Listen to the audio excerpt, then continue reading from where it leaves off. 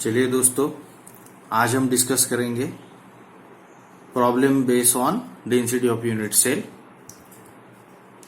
Last videos में हमने 2 problem discuss किए थे। आज हम थर्ड प्रॉब्लम डिस्कस करेंगे डेंसिटी ऑफ यूनिट सेल के बेस पे। So first we will read this problem here.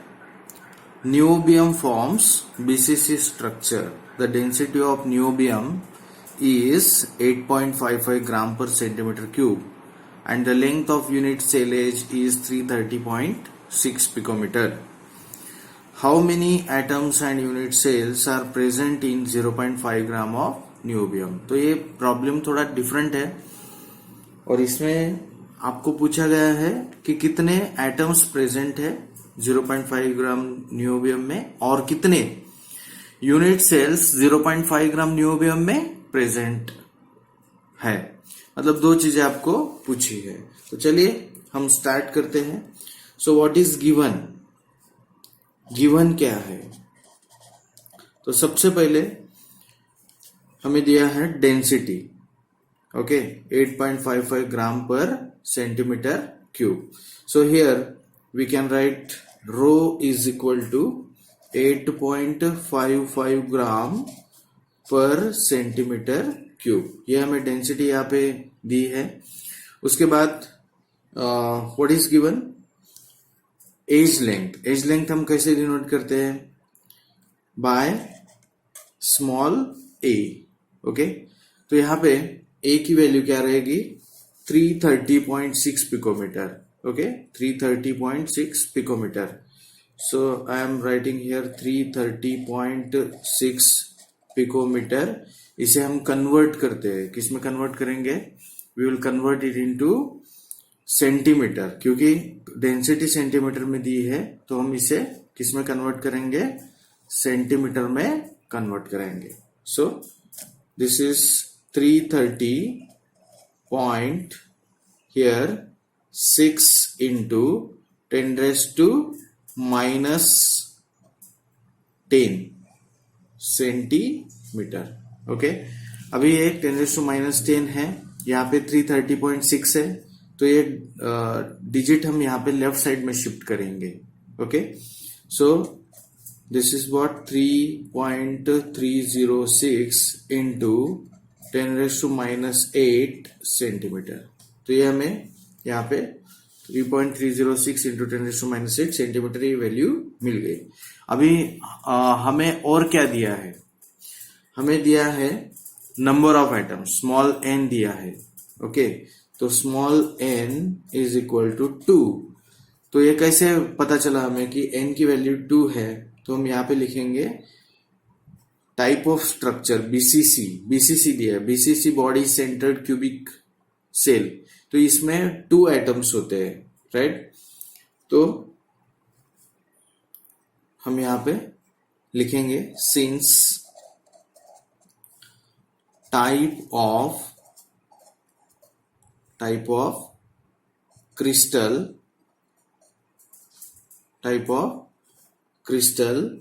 Is BCC. Type of crystal is BCC, इसलिए एन की वैल्यू 2 है। और क्या दिया है हमें? ठीक है, 0.5 ग्राम में कैलकुलेट करना है, लेकिन हमें एवोगाड्रोस नंबर की यहाँ पे जरूरत पड़ेगी, तो मैं यहाँ पे लिख लेता हूं Na 6.022 इंटू 10⁻23 एटम्स पर मोल, ओके, एटम्स पर मोल, राइट, एटम्स पर मोल। उसके बाद यहां पे लिखेंगे टू फाइंड। हमें क्या फाइंड आउट करना है?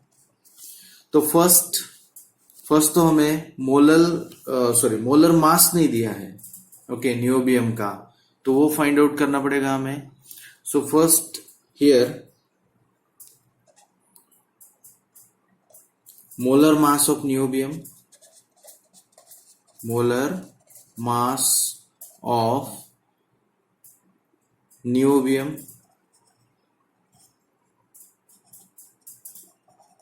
ओके। वो कैसे डिनोट करेंगे? हम कैपिटल एम से डिनोट करेंगे, ओके। उसके बाद सेकंड क्या दिया है, ओके, नंबर ऑफ एटम्स हमें फाइंड आउट करने हैं, number of atoms and unit cell in 0.5 gram of niobium, 0.5 gram of niobium. तो ये हमें फाइंड आउट करना है कि number of atoms and unit sales in 0.5 gram of niobium. इतना समझ में आया? तो अभी हम लिखेंगे यहाँ पे फॉर्मूला। ओके, तो फॉर्मूला लास्ट लेक्चर में हमने डिस्कस किया है। कौन सा फॉर्मूला हमें यूज करना पड़ेगा यहाँ पे? Rho is equal to small n into m upon a cube into na, ये फॉर्मूला है। लेकिन हमें m नहीं दिया है, मोलर मास। तो सबसे पहले हमें क्या फाइंड आउट करना पड़ेगा? मोलर मास फाइंड आउट करना पड़ेगा। ओके, तो अभी हम यहाँ पे वैल्यू पुट करते हैं। We will put the values here. तो रो की वैल्यू क्या है? Yes, so we will solve this problem. Okay, so what is the value of rho? Density का वैल्यू क्या है? 8.5 ग्राम पर centimeter cube. This is the value of density. So here we will put 8.55 equal to n का value, small n का value कितना है? 2, right? तो यहाँ पे लिखेंगे 2 इंटू m, तो हमें निकालना है, मोलर मास निकालना है। Okay, so we have to find out the molar mass. a का वैल्यू क्या है? a का वैल्यू आपने यहाँ पे देखा है, a का वैल्यू है 3.306 इंटू 10⁻⁻8। तो यहाँ पे लिखेंगे 3.306 इंटू 10⁻⁸, इसका होल क्यूब करेंगे, इंटू क्या आएगा यहाँ पे? 6 पॉइंट,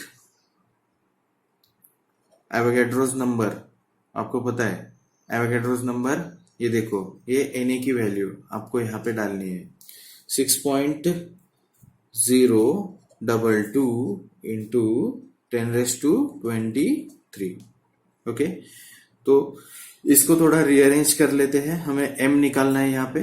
तो ये जो डिनोमिनेटर में यहाँ पे जो डिनोमिनेटर में जो वैल्यूज हमने डाली है, राइट, तो इस फॉर्मूला में जो वैल्यू हमने सब्स्टिट्यूट की है, तो इसको थोड़ा रीअरेंज कर लेते हैं, राइट। तो यहाँ पे देखिए कैसे हम रीअरेंज करेंगे।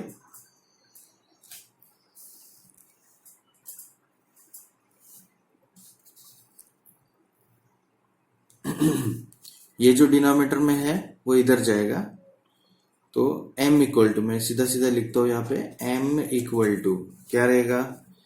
8.55 इंटू, ये पूरी वैल्यू लिखनी पड़ेगी, 3.306 इंटू 10⁻⁸, इसका whole cube, into 6.022 into 10⁻23। Okay, और ये जो 2 है यहाँ पे, इसको हमें यहाँ पे डिवाइड करना पड़ेगा, डिवाइड बाय 2, राइट। तो अभी इसका हम कैलकुलेशंस करते हैं। Okay, so we have to do the calculations. तो 2 से 6.022 को 2 से डिवाइड करना है, ओके, और इसका भी हमें क्यूब निकालना है, राइट। तो 3.306 का क्या क्यूब रहेगा? तो आप 3 बार इसको मल्टीप्लाई भी कर सकते हो और लॉग से भी आप फाइंड आउट कर सकते हो। दोनों मेथड्स आपके पास है। तो अगर मैं सिंपल मेथड ले लूं, 3 टाइम्स इसको मल्टीप्लाई करना है 3.306 को, तो इसकी वैल्यू क्या रहेगी? तो m इक्वल टू हियर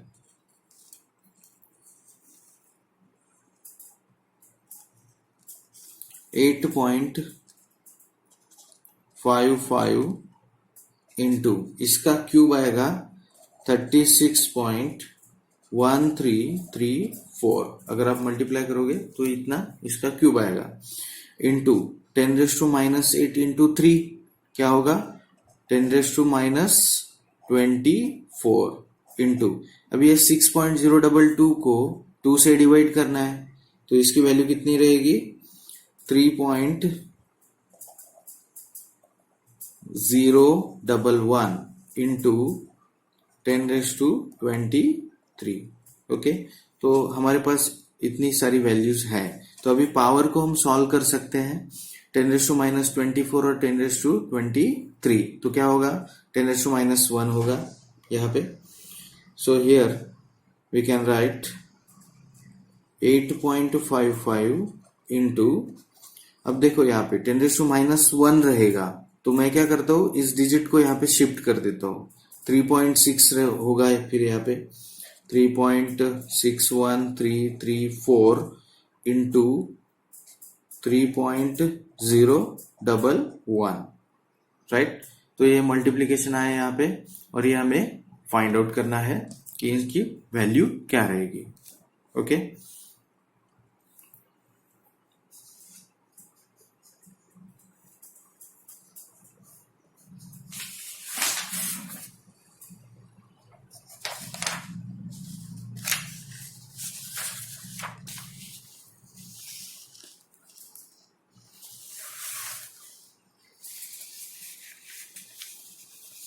तो इसके लिए हमें एक तो आप मल्टीप्लाई कर सकते हो या फिर लॉग की मदद से इसको फाइंड आउट कर सकते हो। जैसे हमारे पास जो वैल्यूज थी उसका हम लॉग ले लेते हैं, राइट।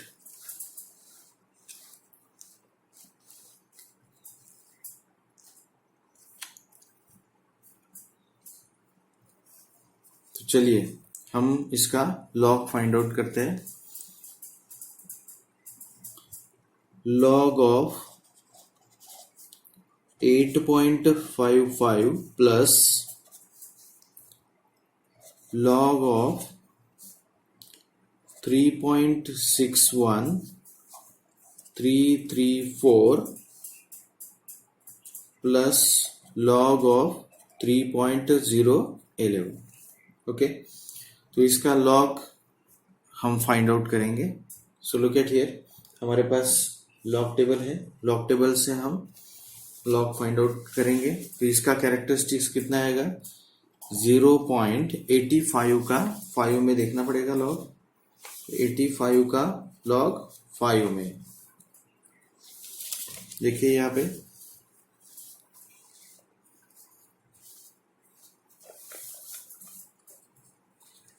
सो हियर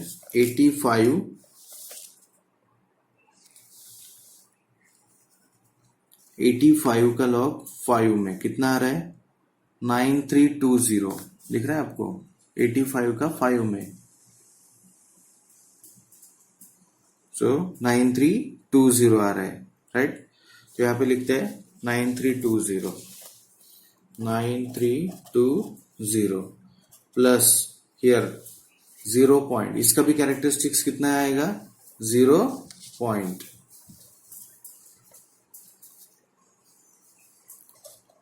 36 का 1 में देखना है, 3 में मीन डिफरेंस। ओके, 36 का 1 में 3 में mean difference. Okay, so look at here 36 का हम यहां पे देखेंगे 36 का 1 में। ओके, कितना आ रहा है 36 का 1 में 5563। ओके, और 3 में मीन डिफरेंस, तो यहाँ पे 3 में मीन डिफरेंस है 4, तो यहाँ पे ऐड करना है हमें 4 और यहाँ पे 5563 कितना हुआ 5567। ओके, तो यहाँ पे लिखेंगे हम 5567 प्लस हियर 0 पॉइंट 30 का 1 में मीन डिफरेंस। ओके, देखो यहाँ पे 30 का लॉग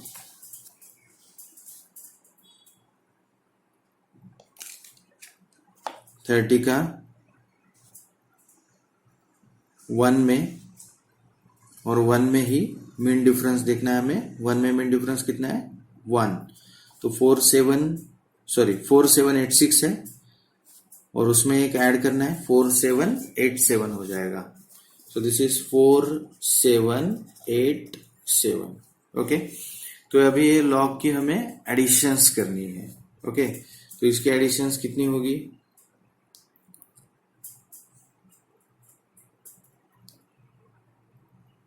ओके, सो इसकी एडिशंस आपको करनी है।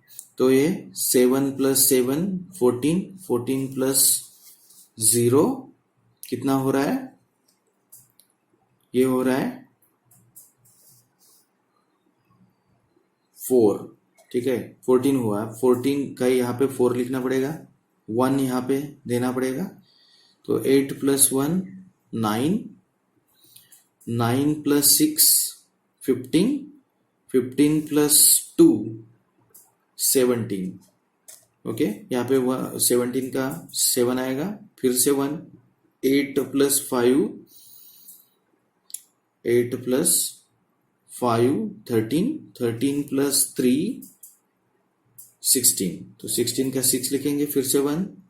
5 5 + 5 10, 10 + 9 19। तो यहाँ पे 19 का 9 और यहाँ पे 1 आएगा, राइट। तो 1 + 0 + 0 मतलब 1।